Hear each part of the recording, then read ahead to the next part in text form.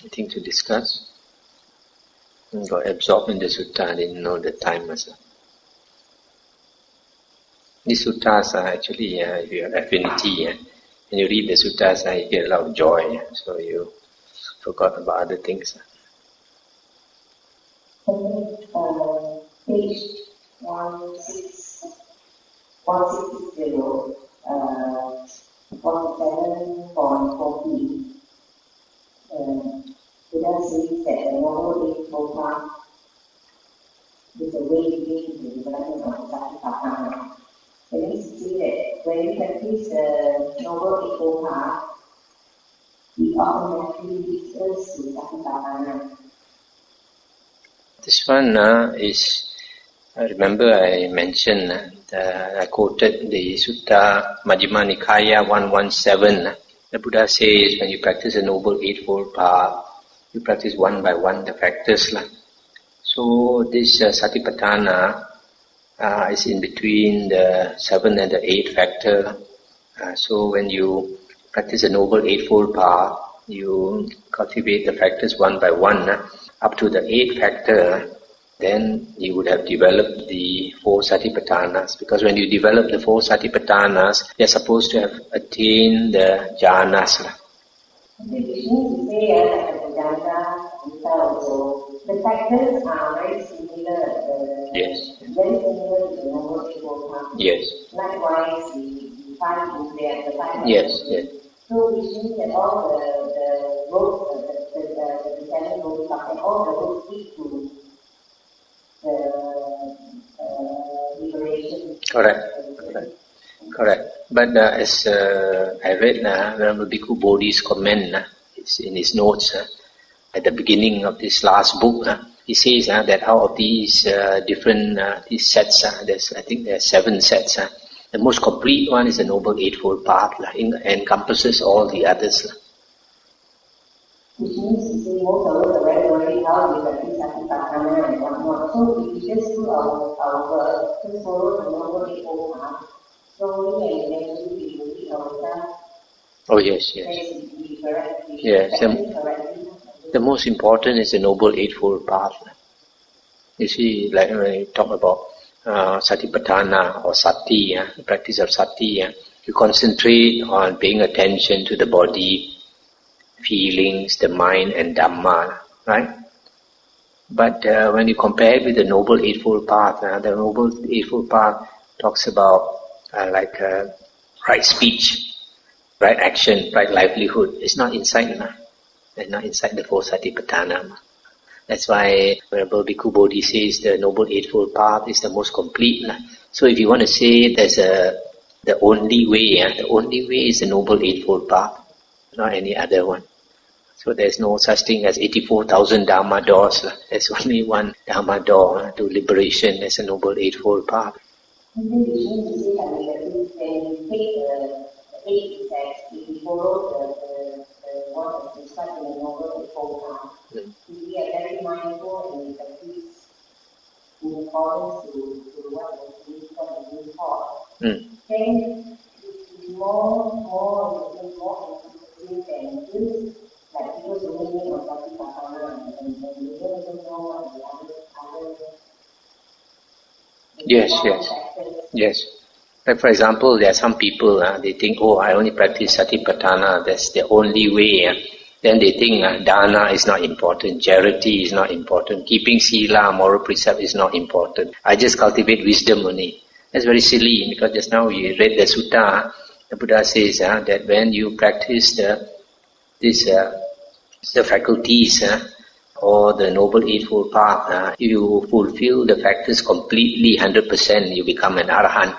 But if you fulfill less than that, you can become anagamin. If you fulfill less than that, it is sakadagamin and down to this first path attainer. But it means that all the 8 factors of the Noble Eightfold Path, you practice a little of each, then you can become Sotapanna. But if you concentrate on one factor or 2 factors and you practice it even up to 100%, You cannot become even a Sotapanna. You need all the 8 factors, a little bit of each, a little bit of each. That will make you Sotapanna. Just something like we practice in our daily life, something I would say that when you do Dhamma, it gives you the joy. Yeah. You feel happy and the happiness gives you the energy to strive. Yeah. So, I mean, I also feel that when we do Dhamma in the form of service, we sort of take away our pride away. Oh, yes. We cut away our selfishness. So if we just say we want to practice meditation and we want to study the Sutta, but we look at the person who does that, but they don't even think about it after doing it. But if you don't think that they think that it's not important, but I personally really want to cultivate. Then you don't really know, to do all those things that don't matter, but it actually can be very important. Don't think about it, for example. Then, I mean, yeah, it's very funny to see that you're practicing meditation and you're practicing studying the stuff, but you just need to start to do. Yes, exactly. I have a few old devotees in Penang. They are very simple people. They, because of listening to my Dhamma talks, they have a lot of faith in me. And I observe that they serve all monks, having learned the Dhamma. They serve all monks and they don't look down on any monk. And last time when I was staying in the cave in Penang Hill, so high also, some of them are quite old. They climb all the way up on a Sunday to clean my cave, mop my cave and all that. And when we did extension of the cave, they also help carry building materials up and all these things. So I see, because they listen to the Dhamma and all that, they become, they have a lot of faith, and then they are very humble, and they are very generous. They have whatever money the children give them, they spend a lot of it doing dana. When you compare them with some of these people who only do meditation, like some of these people in KL I know, they only concentrate on meditation, and you see them, the ego is very big. They think, they have already attained Sotapanna and all this, and they differentiate a lot between monks. They only value those monks that practice, the practice that they are practicing. For example, Vipassana. They look down on monks who practice Samatha, and some of them, because they follow the Burmese tradition, they look down on Thai monks. So all this is bad karma, very bad karma. Buddha says the highest merit is you serve the Sangha. You don't differentiate. Even corrupt monks, the Buddha says, if you offer to corrupt monks who don't practice well, but your intention is to support the Sangha, it's the highest merit, even higher than you go and offer to an Arahant, because the offering to the Sangha is the highest blessing, highest merit. I think in the Samhita, the Buddha points out that if the person's five faculties is bigger, the biggest is among the Arya, is the faith follower. Yeah. Then, while the Dhamma follower, they have stronger five faculties. So the meaning that they are closer to being a Sotapanna. Actually, the faith follower and the Dhamma follower, both of them also have an understanding of the Dhamma. Because without an understanding of the Dhamma, you cannot get right view. But in the Dhamma follower, his understanding is more pronounced. His understanding is stronger. Whereas in the faith follower, he has some understanding. He's already attained right view. But his faith faculty is stronger. He may not understand so much suttas, but he has a lot of faith. There's a difference.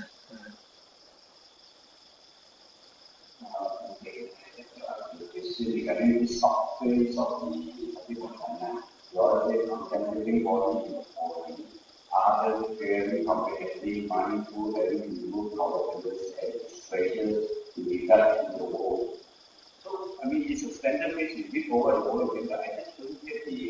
mindset that we are having. What page is this? Okay. 590. Okay. This like feelings in feelings, body in body, I mentioned before that his focus is he's contemplating on the body, all his attention is in the body, not among other thoughts. Because sometimes you can contemplate the body at the same time, you can contemplate your home problems, your office problems and all that. So here, that's what you mean by body in the body. And then secondly, ardent. Ardent is with energy, diligent.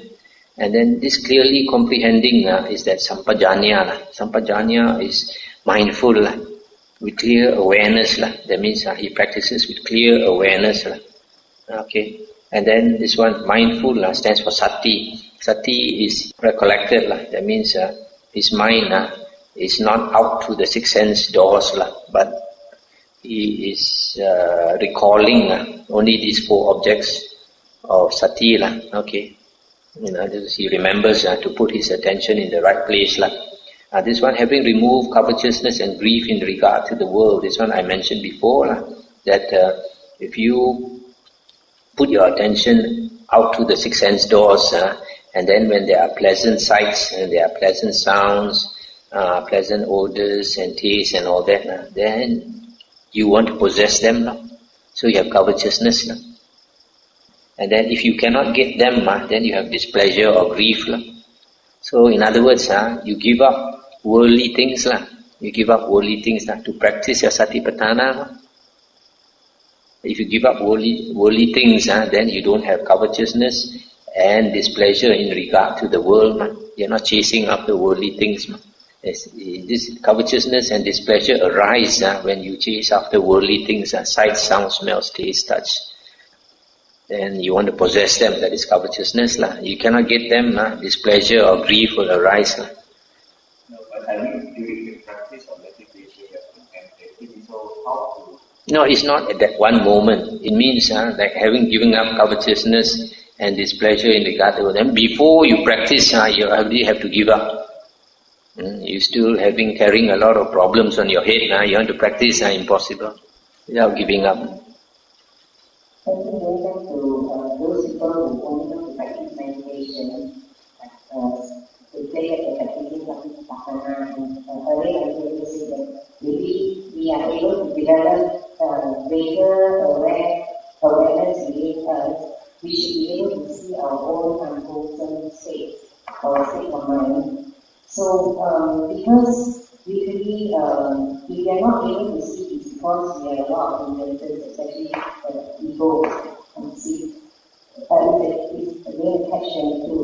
We can't see it, and even if we have a good karuna without advantage, whether or not we see to point out to us whether we are able to accept the fault being pointed out on this.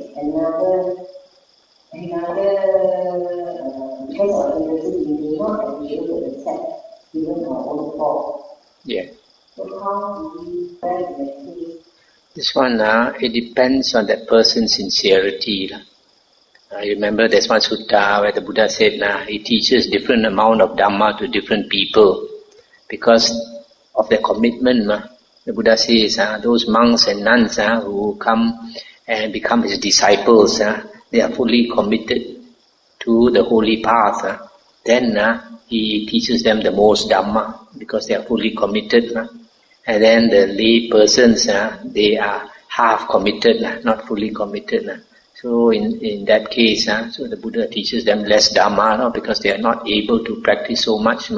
No point to teach them too much when they cannot practice. And then lastly, those who are not his disciples, if he has the opportunity, he will teach them, but he won't be able to teach them much because firstly, they might not be interested.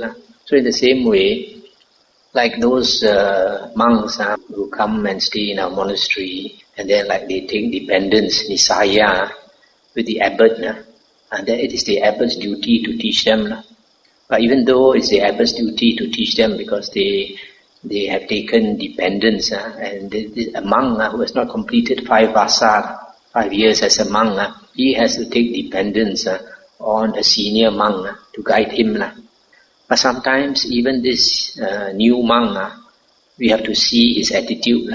Sometimes you try to correct him, he rebels, his temper goes up and all that. He exchanges nasty words with you sometimes. So you have to be careful. You have to see how much he can take. How much he can take, you give him how much. Because good medicine is always bitter.